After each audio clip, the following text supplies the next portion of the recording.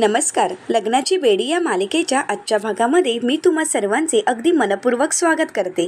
आजच्या भागामध्ये आपल्याला पाहायला मिळतं, शकुंतला देवी पिंकीला विचारतात, मॅडम इथे सर्व काही ओके आहे ना? म्हणजे तुम्हाला कोणता त्रास वगैरे नाही ना? तसं जर असेल तर मला बिंदास सांगा. तर पिंकी म्हणते, हो मी सांगणार आहे आणि तुम्ही आहातच ना. तशी माणसं चांगली आहे तिथली, परंतु ती त्रास म्हणजे ती बेस्ट फ्रेंड मधुराणी. आता शकुंतला देवी पिंकीला विचारतात की तुम्ही मधुराणीबद्दल बोलत आहात का? तर पिंकी म्हणते की हो, ती ना लई घमेंडी बाई आहे. तर शकुंतला देवी म्हणतात, एकदम बरोबर ओळखलात तुम्ही.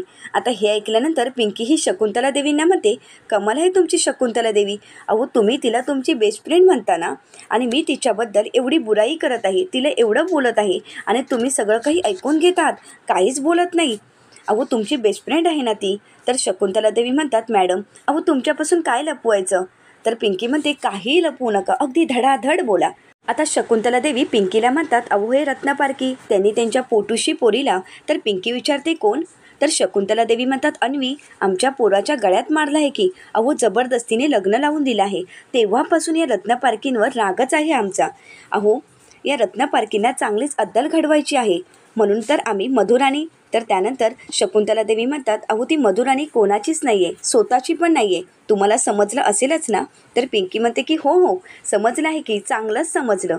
तर त्यानंतर शकुंतला देवी म्हणतात की या घरात आमच्या मागे काय होत आहे हे समजण्यासाठीच आम्ही तिला जवळ केलं आहे.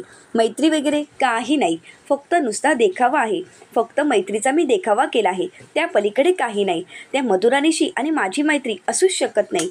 आता पिंकी ही शकुंतला देवींना आठवण करत म्हणते, कॉफी घ्या ना, तुमची कॉफी गार होणार आहे. तर त्यानंतर शकुंतला देवी कॉफी पिण्यासाठी घेतात. तर पिंकी ही मनाशीच म्हणते की याचा अर्थ शकुंतला देवी या मधुराणीचे पार्टनर असूच शकत नाही. मग आता या मधुराणीचे पार्टनर कोण असतील? आता पिंकी विचार करू लागते. तर दुसरीकडे पाहायला मिळतं, रुक्मिणी काकू बाहेर येतात तेव्हा पाहतात तर टेबलवर जेवणाची खरकटी ताटं तशीच असतात.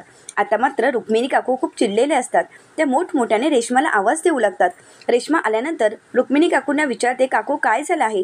तर रुक्मिणी काकू रेश्माला म्हणतात, रेश्मा हे काय आहे? हा पसारा तसाच आहे आणि हा पसारा आता कोण आवरणार आहे? मी आवरू का? तर रेश्मा म्हणते, नाही काकू, अहो मी सकाळपासून खूप कामं केली आहेत, कोणीही मला मदत केली नव्हती आणि आता मी खरंच खूप थकले आहे, माझे पायही दुखत आहेत. त्या पिंकीने माझ्याजवळ डबल जेवण करून घेतलं आहे आणि ते जेवण मी एकटीनेच बनवलं आहे. रुक्मिणी काकू म्हणतात, हे बघ रेश्मा, तुम्ही या घरामध्ये लग्न करून येण्यापूर्वी मी एकटीच सगळं काही सांभाळत होते. एवढंच नाही तर पेढीही सांभाळत होते, त्यामुळे मला अक्कल शिकवू नकोस. तर रेश्मा रुक्मिणी काकूंना म्हणते, काकू प्रत्येकाची कामं करण्याची कॅपॅसिटी वेगळी असू शकतेच ना. काकू आजचा दिवस, फक्त आजचा दिवस तुम्ही राणीवहिनींना सांगा ना प्लीज. आता रुक्मिणी काकू रेश्माला म्हणतात, तिच्या हाताला दुखापत झाली आहे, एवढंही तुला माहीत नाही का? अगं डॉक्टरने काय सांगितलं आहे? तिला आराम करायला सांगितलं आहे, तुझ्या लक्षात आहे ना? आणि ती जेव्हा बरी असते तेव्हा सर्व कामं तीच करत असते आणि सकाळचा नाश्ता कोणी केला? तिनेच केला ना, आठवतंय ना तुला? तर हे ऐकल्यानंतर रेश्मा म्हणते, काकू राणीवहिनीशिवाय दुसरी सून तुम्हाला चांगली वाटतच नाही का हो? अहो तुम्हाला सिंधू आवडत नाही, मी आवडत नाही, नशीब ती कृष्णा लग्न होण्या अगोदरच निघून गेली, नाहीतर आता हे ऐकल्यानंतर रुक्मिणी काकूंना रेश्माचा खूप राग येतो. रेश्मा ही रुक्मिणी काकूंना म्हणते, तुम्हाला फक्त राणीवहिनीच आदर्श सून वाटत असते हो ना? तर त्यानंतर रुक्मिणी काकू म्हणतात, हो राणी आहेच गुणाची आणि सध्या काही नातं नसताना सुद्धा ती घरच्या प्रत्येकाची काळजी घेत आहे. आणि तुझं काय गं, तुला कामही जमत नाही ना, नातंही टिकवता येत. आता हे सगळं काही पिंकीने ऐकलेलं असतं. तर रुक्मिणी काकू म्हणतात, हे बघ, तू या घरची सून होतीस तोपर्यंत मी तुझे सर्व नखरे सहन केले, परंतु आता तू या घरची सून नाहीस आणि या घरात जर राहायचं असेल तर शिस्तीतच राहायचं. रुक्मिणी काकूंचं हे बोलणं ऐकून रेश्माला धक्काच बसतो. तर रुक्मिणी काकू म्हणू लागतात, विनायका, माझ्या रिषभला चांगली बायको का नाही दिलीस? आता हे ऐकल्यानंतर रेश्माला खूप वाईट वाटतं. रुक्मिणी काकू रेश्माजवळ रागाने पाहतात आणि तिथून निघून जातात. आता रेश्मा ही रुक्मिणी काकूंच्या बोलण्याचा विचार करू लागते. तिला खूप वाईट वाटत असतं. आता हे सगळं पिंकीने ऐकलेलं असतं आणि पिंकी मनाशीच म्हणते की रेश्मा अगदी बरोबर बोलत आहे. या रुक्मिणी ताईंना फक्त त्या मधुराणीचा जास्त पोळका असतो, तिचीच काळजी असते. आता पिंकीला सगळं काही आठवत असतं आणि पिंकी मनाशीच म्हणते की 1 मिनिट, म्हणजे रुक्मिणीताईच या मधुमधू राणीचे पार्टनर तर नसतील ना. आता पिंकीच्या मनात संशय निर्माण होतो आणि पिंकी या सगळ्याचा शोध घ्यायचा ठरवते. तर दुसरीकडे रिषभने राघवला कॉल केलेला असतो आणि रिषभ राघवला म्हणतो की कुठल्याही प्रकारची माहिती सापडली नाही. तर राघव म्हणतो, रिषभ, अरे तू माहिती काढण्याचा प्रयत्न केला आहेस का? तर रिषभ म्हणतो की हो दादा, परंतु इथे त्यांना कोणीही ओळखत नाही. गोदामावशी किंवा कृष्णा दोघांपैकी कोणालाही गडचिरोलीमध्ये कोणीही ओळखत नाही. तर राघव विचारतो, रिषभ, मी ज्याप्रमाणे सांगितला होता त्याचप्रमाणे तू फॉलो केलं आहेस ना? तर रिषभ म्हणतो की हो दादा, तू जसं सांगितलं तसंच मी फॉलोअप घेतला आहे, परंतु काही हाती सापडत नाही. आणि तू जे लोकेशन सांगितलं होतं त्या लोकेशनवर मीही गेलो होतो, तिथेही विचारण्याचा प्रयत्न केला, परंतु कोणीही त्यांना ओळखत नाही. आता राघव रिषभला म्हणतो, रिषभ, तू काही करू नकोस, मी सांगेन तसंच करायचं, परंतु तुला जर काही वेगळं जाणवलं तर मला लगेच कॉल कर. रिषभ म्हणतो, ठीक आहे दादा. आता राघव विचार करत म्हणतो की याचा अर्थ गोदामावशी माझ्यासोबत खोटं बोलली. कृष्णा कुठे गेली असेल? कृष्णा गडचिरोलीला नाही तर मग कुठे गेली असेल? माझा संशय खरा तर असेल का? सिंधू आणि कृष्णा एकच आहेत का? राघव विचार करत म्हणतो, नाही, मला खरंच काही कळत नाही, परंतु एक गोष्ट कळत नाही, सिंधू तिच्याच घरात कृष्णाचं रूप घेऊन का राहत असेल? आणि मग तिने सावीला कुठं ठेवलं असेल? कारण सावीबद्दल बोलताना मी तिला कधीच ऐकलं नाही, ना कधी तिला भेटायला जाताना पाहिलं. मला काहीच कळत नाही. राघवचं काही डोकंच चालत नसतं. राघव म्हणू लागतो, आता माझ्या डोकं चालतच नाही आहे, परंतु आता मला हार मानून नाही चालणार. काही झालं तरी मला कृष्णाचा आणि सिंधूचा शोध घ्यावा लागणारच आहे. तर त्यानंतर राघव म्हणतो की माझा विश्वास आहे सिंधू, तू स्वतःहून मला कधीही दूर करणार नाही. काहीतरी नक्कीच प्रॉब्लेम झाला असणार आणि म्हणूनच तू माझ्यापासून दूर निघून गेली आहेस. आता हे सगळं काही पिंकी ऐकत असते. राघव म्हणतो, परंतु सिंधू, एक गोष्ट लक्षात ठेव, मी कायम तुझाच आहे. मी तुला वचन देतो की लवकरात लवकर मी तुला स्वतःच्या घरी घेऊन येणार आहे आणि अगदी मान सन्मानाने घेऊन येणार आहे. आता राघवचं सिंधूवरील प्रेम ऐकल्यानंतर पिंकीला खूप आनंद झालेला असतो आणि पिंकीने सगळं काही ऐकलेलं असतं. आता पिंकी मनाशीच म्हणते की ज्याप्रमाणे तुमच्या सिंधूवर प्रेम आहे तसंच माझ्या धनींचा पण माझ्यावर प्रेम आहे आणि म्हणूनच मी माझ्या धनींना खूप मिस करत आहे.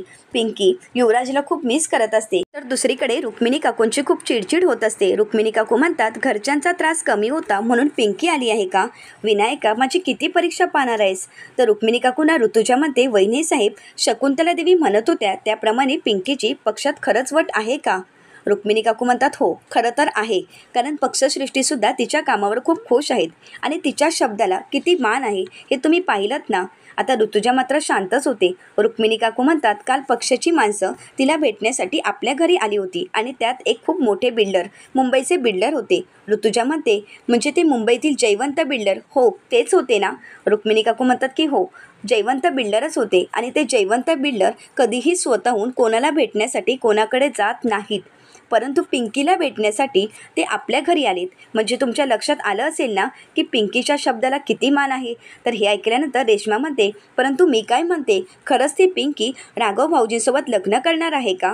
आता हे सगळं काही मधूने ऐकलेलं असतं. मधू मोठ्यानेच म्हणते, रेश्मा, असं काही होणार नाही, कळालं का?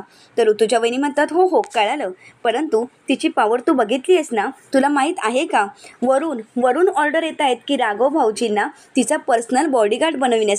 तर हे ऐकल्यानंतर रुक्मिणी काकू म्हणू लागतात, ऋतुजा राणी, तुम्ही काळजी करू नका, रत्नपारखींच्या घराला धक्का लागेल किंवा त्यांच्या नावाला धक्का बसेल असं मी काही होऊ देणार नाही. ऋतुजा म्हणते, परंतु वहिनी साहेब. रुक्मिणी काकू म्हणतात की हो, मी असं काही होऊ देणार नाही.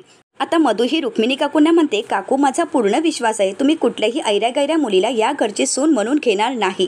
रुक्मिणी काकू म्हणतात, मी फक्त हे सगळं काही हँडल कसं करावं याच गोष्टीचा विचार करत आहे. तर मधू म्हणते की त्यासाठी माझ्याकडे एक प्लॅन आहे. आता हे ऐकल्यानंतर ऋतुजा ही मधूवर हसू लागते आणि मधूला म्हणते, तुझ्याकडे आणि प्लॅन? अगं राणी, त्या पिंकीने तुला चांगलाच धडा शिकवला आहे, तू विसरली आहेस का? तरीसुद्धा तुला त्या पिंकीसोबत पंगा घ्यायचाच आहे का? तर मधू ही ऋतुजा वहिनींना म्हणते, तुमच्यासोबत काही वेगळं केलं आहे का? आता हे ऐकल्यानंतर ऋतुजा वहिनी शांतच होतात. तर मधू म्हणू लागते की रत्नपारखींच्या नावाला धक्का लागू नये याची काळजी मलाही आहे आणि त्यासाठी मी कुठलीही रिस्क घ्यायला तयार आहे आणि म्हणूनच मी एक प्लॅन बनवला आहे. आता रेश्मा ही मधूला विचारते, बोला, तुमचा काय प्लॅन आहे? तर त्यानंतर मधू ही आपला प्लॅन सर्वांना सांगत असते आणि मधूचा प्लॅन सर्वांना आवडलेला असतो. आता मधूच्या प्लॅनमध्ये रुक्मिणी काकू, ऋतुजा, रेश्मा सर्वजण सामील होण्यासाठी तयार झालेले असतात आणि आणि त्यामुळे मधू खूप खुश असते आणि मधू म्हणू लागते की आता हा प्लॅन आपल्याला वर्क करावाच लागणार आहे. तर दुसरीकडे पाहायला मिळतं राघव आपले कपडे शोधत असतो, परंतु कपाटामध्ये त्याला कुठलेही कपडे सापडत नसतात. राघवच्या कपड्यांच्या ठिकाणी दुसरेच कपडे असतात. त्यामुळे राघवला आश्चर्यच वाटतं आणि तो काकूला आवाज देऊ लागतो, परंतु काकू काही येत नाही म्हणून राघव बाहेर जात असतो. तेवढ्यातच समोर पिंकी येते आणि पिंकी म्हणते काय झालं आहे. तर राघव म्हणतो तुम्ही आणि माझ्या रूममध्ये. तर पिंकी म्हणते हो ना, तुम्ही एवढ्या मोठ्याने ओरडलात तर मला वाटलं की तुम्ही पडलात वगैरे, तुम्हाला लागलं असेल, काही खुपलं असेल तर मलाच पाहावं लागणार ना. अहो आपलं आता लग्न होणार आहे. तर राघव म्हणतो तुम्ही काय करत आहात इथे आणि तुम्हाला सांगून काही उपयोग आहे का. तर पिंकी म्हणते पिंकी, मी पिंकी आहे. पिंकी के पास हर प्रॉब्लेम का सोल्युशन रहता है, तुम्ही बोला ना. राघव म्हणतो परंतु याचं सोल्युशन तुमच्याजवळ नाही आहे, कारण माझ्या कपाटात माझे कपडे नाहीत आणि हे वेगळेच कपडे आहेत. पिंकी म्हणते हो का, थांबा मी पाहते. असं म्हणत पिंकी त्यातील एक शर्ट घेते आणि राघवला म्हणते हे आहेत की. राघव म्हणतो परंतु हे माझे कपडे नाहीत. पिंकी म्हणते हे तर तुम्हाला खूप छान दिसत आहे आणि पिंकी स्वतःच्या हाताने राघवला शर्ट घालते आणि राघवला म्हणते अगदी हँडसम दिसत आहात. मला एक सांगा, तुम्ही ते लाईट कलरची शर्ट का घालत आहात. अहो हे शर्ट घातल्यानंतर तुम्ही तर एकदम भारी दिसत आहात. आता तर तुम्ही पिंकी धोंडे पाटील नाही, फक्त पिंकीचे होणारे हजबंड आहात ना, मग कसं रुबाबदार राहायला हवं. मग आता पिळदार मिशी असं अगदी रुबाबदार राहायचं. राघव म्हणतो परंतु मी यामध्ये कम्फर्टेबल नाही. पिंकी म्हणते आता होणार. अहो टेक्नॉलॉजी ज्याप्रमाणे पुढे जात आहे त्याप्रमाणे आपल्यालाही जावं लागणार आहे. अहो बघा ना, अगोदर आपण मोठमोठ्या फोनवर बोलत होतो, परंतु आता तर आपण मोबाईलवर बोलत आहोत. काळानुसार माणसाने बदलायला हवं. आणि आता हे शर्ट घालून तुमचं दिल अगदी गार्डन होईल बघा.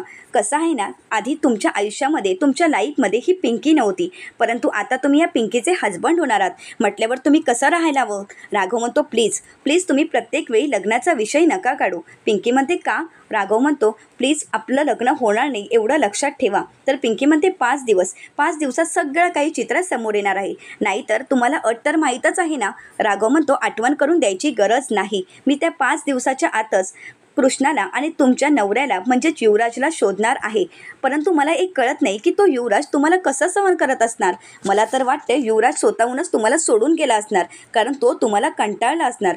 तर हे ऐकल्यानंतर पिंकी शांतच होते. पिंकी थोडी हट होण्याचं नाटक करते. तर राघवच्या लक्षात येतं. राघव म्हणतो सॉरी, मला तुम्हाला हट करायचं नव्हतं. तर आता पिंकीही रडण्याचं नाटक करत म्हणते तुमचं तुमच्या सिंधूवर लव आहे, तितकंच लव माझ्या धनींचंही माझ्यावर असतं आणि मी अगदी सुखाने संसार करत असते. परंतु आता तर मला काहीच समजत नाही आहे की काय होत आहे माझ्या आयुष्यात. तर राघव म्हणतो शांत व्हा, असं काही होणार नाही. मी दिलेलं प्रॉमिस पूर्ण करणार आहे. हा राघव दिलेलं प्रॉमिस नेहमीच पूर्ण करतो आणि मी लवकरच तुमच्या युवराजला शोधून घेऊन येणार आहे. तर पिंकी नाटक करत म्हणते नाही, आता मला कुठल्याही प्रकारचा त्रास नको आहे आणि मला आता कोणाचंही तोंड पाहायचं नाही आहे. असं म्हणत पिंकी तिथून निघून जाते. तर राघव म्हणतो काय चाललंय हे, एवढे कोणाचे मूड बदलत असतात का. हे कसं शक्य आहे, मला तर काहीच कळत नाही या पिंकीचं. आता राघवच्या डोक्यात काहीच सुचत नसतं आणि म्हणूनच राघव रिषभला फोन करतो आणि रिषभला विचारतो रिषभ तू आलायस ना. मग हे आता रिषभ हा राघवला भेटण्यासाठी पोलीस स्टेशनला आलेला असतो.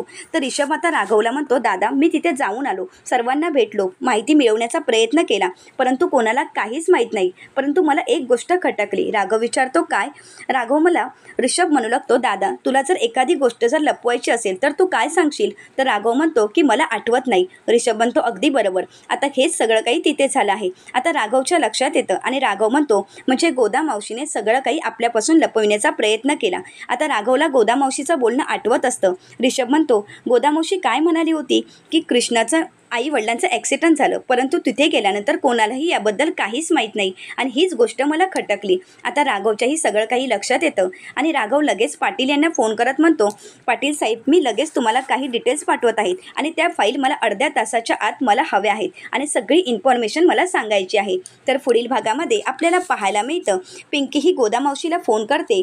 तर गोदामावशी पिंकीला म्हणतात की मी पोलीसवाल्याला कृष्णाची अर्धी स्टोरी सांगितली आहे आणि त्या ॲक्सिडेंटमध्ये माझी कृष्णाही गेली आहे हे मी सांगितलंच नाही आहे. आता पिंकी मनाशीच म्हणते की त्यांना जर सिंधू हीच कृष्णा आहे हे जर कळालं तर. मावशी म्हणतात नाही पिंकी मॅडम असं व्हायला नको, असं जर झालं तर सिंधूच्या मेहनतीवर पाणी फिरणार आहे. तर दुसरीकडे पाहायला मिळतं पिंकीला धडा शिकविण्यासाठी सर्वजण एकत्र आलेले असतात आणि मधू म्हणू लागते की आता पिंकीला धडा शिकविण्याची वेळ आली आहे. आता सर्वजण तिला धडा शिकविण्यासाठी जातात. आता मधू ही पिंकीशी जवळीक साधण्याचा प्रयत्न करते आणि तिला म्हणते मला तुझ्याशी बोलायचं आहे. पिंकी विचारते काय, तुला आणि माझ्याशी बोलायचं आहे. तर मधू म्हणते की हो मला तुझ्याशी बोलायचं आहे असं म्हणत तिला मिठी मारते. तर पिंकी विचारते इतना प्यार. तर त्याच वेळी पिंकीचा लक्ष नसताना त्या संधीचा फायदा घेत रेश्मा आणि ऋतुजा तिच्या रूममध्ये जातात आणि आपल्या प्लॅनप्रमाणे काम करतात आणि बाहेर येतात. आता पिंकीच्या रूममध्ये त्यांनी एक टोपली ठेवलेली असते. आता त्यामध्ये नक्की काय असेल आणि हा प्लॅन सक्सेसफुल होईल का, पिंकीला यामुळे त्रास होईल का, हे सर्व पाहण्यासाठी चॅनलला नक्कीच सबस्क्राईब करा. धन्यवाद.